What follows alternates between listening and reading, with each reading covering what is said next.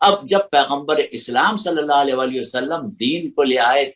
ہدایت کو کامل کر دیا، تبلیغات کو کامل کر دیا، تو اب وہ جو کچھ ہے اس کے لیے ایک لفظ قرآن میں استعمال ہوا، ذکر، جیسا کہ پیغمبر اسلام سے کہا کہ رسولن ذکرن، یہ رسول جو ہے سراپا ذکر ہے، تو اس ذکر کے لیے بھی اللہ نے ایک دعویٰ کیا، اور وہاں کیا دعویٰ کیا؟ وہاں یہ کہا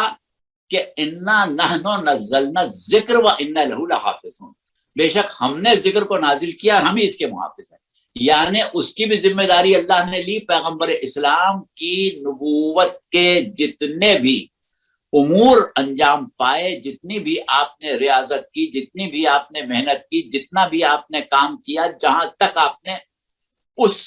پیغام کو پہنچا دیا جو پروردگار عالم نے کامل جس کو قرار دے دیا، یوم اکملت لکم دینکم جس کے لیے کہہ دیا، اس کو پیغمبر اسلام نے پہنچا دیا۔ اب اللہ ایک اور وعدہ کر رہا ہے کہ انا نحن نزلنا الذکر، بے شک یہ ذکر ہم نے نازل کیا، وانا لہ لحافظون، اور ہم ہی اس کے محافظ ہیں۔ تو اب جب پروردگار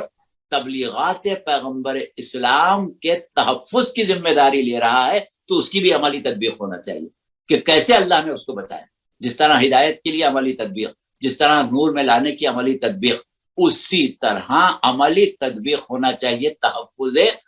ذکر کی، تحفظ دین کی، تحفظ تبلیغات